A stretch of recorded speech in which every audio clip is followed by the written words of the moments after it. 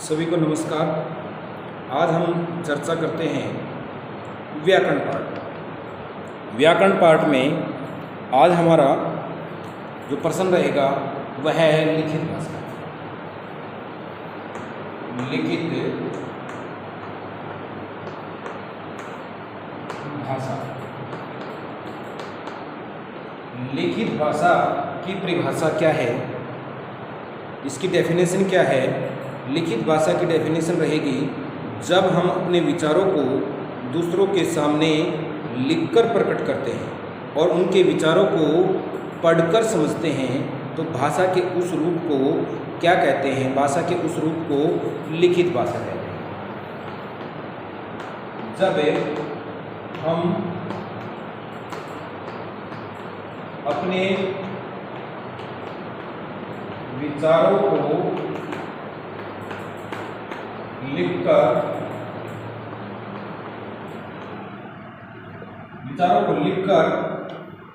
दूसरों के सामने प्रकट करते हैं और उनके विचारों को समझते हैं और उनके विचारों को पढ़कर समझते हैं तो भाषा के उस रूप को क्या कहते हैं, भाषा के उस रूप को लिखित भाषा कहते हैं। लिखित भाषा कहते हैं किसे कहते हैं, जब हम अपने विचारों को लिखकर दूसरों के सामने प्रकट करते हैं और उनके विचारों को पढ़कर समझते हैं तो भाषा के उस रूप को लिखित भाषा कहते हैं। यथा पुस्तक,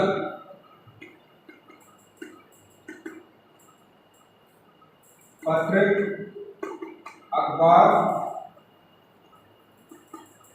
आदि, ये क्या है, हमारे लिखित भाषा के उदाहरण हैं। ये सभी लिखित भाषा के उदाहरण हैं। फिर एक कौन रूप मैंने करवाया है भाषा का, वह है सांकेतिक। वह क्या है, सांकेतिक भाषा। सांकेतिक भाषा क्या है, सांकेतिक भाषा क्या है। इसमें क्या था, इसमें ये था कि हम लिखकर विचारों को दूसरों के सामने प्रकट करते हैं और पढ़कर समझते हैं। इसमें क्या रहेगा, सांकेतिक भाषा में क्या रहेगा, सांकेतिक भाषा में विचारों को प्रकट करना संकेतों के माध्यम से, संकेतों के माध्यम से विचारों को प्रकट करना और देखकर समझना क्या है, सांकेतिक भाषा है। जब हम अपने विचारों को दूसरों के सामने संकेतों के माध्यम से प्रकट करते हैं और उनके विचारों को देखकर समझते हैं तो वह भाषा का कौन सा रूप कहलाता है, वह भाषा का सांकेतिक के रूप कहलाता है, सांकेतिक भाषा कहलाती है। यानी कि चौराहे पर खड़ा होगा,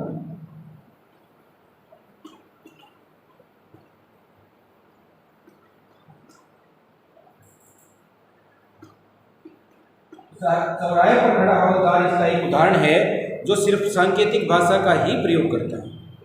ठीक है, अब क्या है, अब हमारे पास है व्याकरण।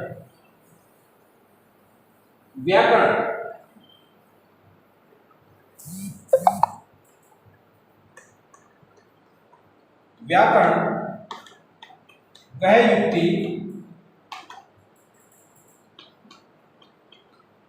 साधन,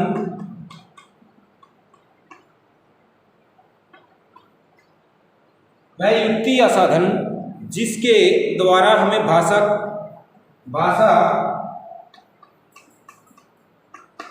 के शुद्ध बोलने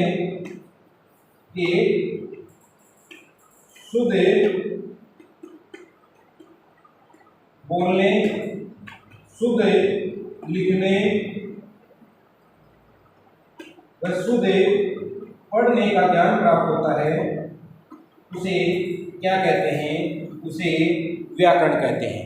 वह युक्ति अथवा साधन जिसके द्वारा हमें भाषा के शुद्ध लिखने, पढ़ने और बोलने का ज्ञान प्राप्त होता है, वह क्या है, वह व्याकरण है। यानी कि व्याकरण के द्वारा हमें भाषा के शुद्ध अशुद्ध रूप का ज्ञान प्राप्त होता है।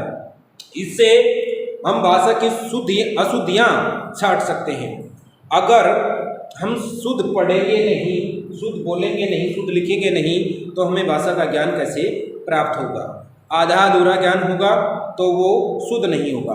तो व्याकरण क्या है? व्याकरण वह मथनी है जिस प्रकार हमारे घरों पर रई होती है, रई से क्या कर देते हैं, उस मथनी से क्या कर देते हैं, हम दूध को मथ देते हैं और दूध के मथने के बाद जो उसमें से घी होता है वह अलग हो जाता है और जो छाछ होता है वह अलग हो जाता है। उसी प्रकार से यह व्याकरण है।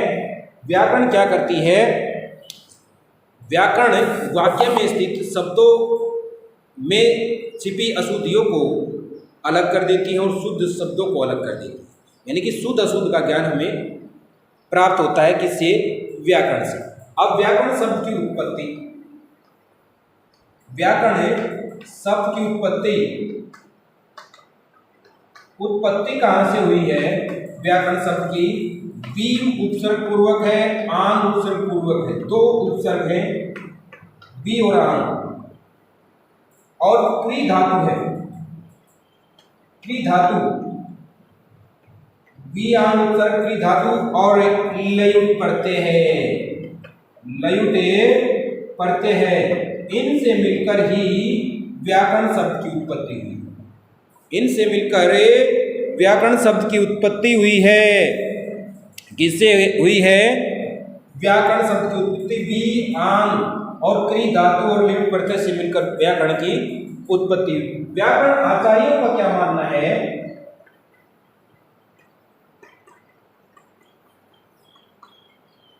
व्याकरण आचार्यों का मानना है कि व्याकरण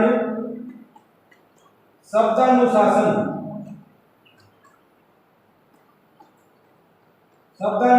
है। व्याकरण क्या है? शब्दानुशासनम है। शब्दानुशासनम यानी कि ऐसा राज्य, ऐसा अधिकार जिसके अंदर यह भाषा, जिसके अंदर यह भाषा इसी के अनुरूप कार्य करती है। जैसे व्याकरण बताती है वैसे ही कार्य शब्द यानी कि वह भाषा करती है। जिस प्रकार से हम, यह नदी है, इस नदी को इन किनारों के द्वारा, ये किनारे बढ़ते चले जाएंगे, नदी का रूप वैसे ही होता चला जाएगा, ऐसे ऐसे चलेगा, ये ऐसे चली जाएगी। अगर ये किनारे नहीं होते तो ये जल का प्रवाह कभी इधर कभी उधर ढलान की तरफ होता चला जाता है। लेकिन ये किनारे जो है यहाँ पर एक तरह से व्याकरण का कार्य करते हैं। जिस प्रकार भाषा में व्याकरण किनारों का काम करती है, ये यहाँ इस जल को रोकने का व्याकरण का काम करते हैं। तो क्या होता है? इनके माध्यम से यह नियमित रहती है, सतत लगातार बहती रहती है। उसी प्रकार से क्या होता है? व्याकरण भी भाषा को नियंत्रित व नियमित रूप प्रदान करती है, नियमित रूप प्रदान करती है। तो आगे जो क्वेश्चन बनता है वह है भाषा का महत्व। नेक्स्ट है भाषा का महत्व। इन्हीं सभी बातों से भाषा का महत्व सिद्ध हो जाता है जो अब तक हमने पढ़ा है। अब तक हमने इसके बारे में जो जाना है उन्हीं बातों से हमें क्या मिल जाता है? इसका आंसर मिल जाता है कि जिस प्रकार से हम भाषा का प्रयोग करते हैं और उसमें शुद्ध और अशुद्धियों को अगर छांटना होता है तो हमें किसकी आवश्यकता होती है? हमें व्याकरण की आवश्यकता होती है। तो भाषा, व्याकरण क्या है? व्याकरण भाषा को नियंत्रित करती है, नियमित रखती है, ठीक है। और यह व्याकरण भाषा का अनुशासक है।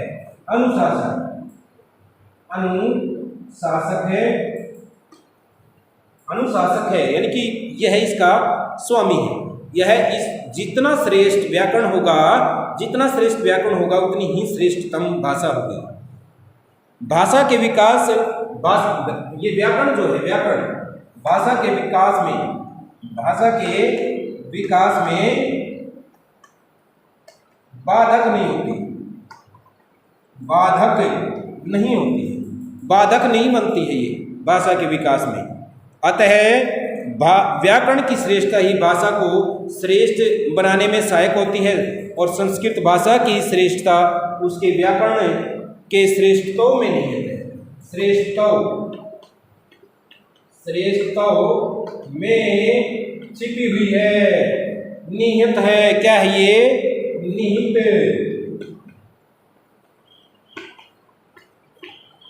तो इस प्रकार से जो PDF आएगी और इस वीडियो के माध्यम से इन जो व्याकरण के जो भी पार्ट आपको हुए हैं इनको समझने का प्रयास करें।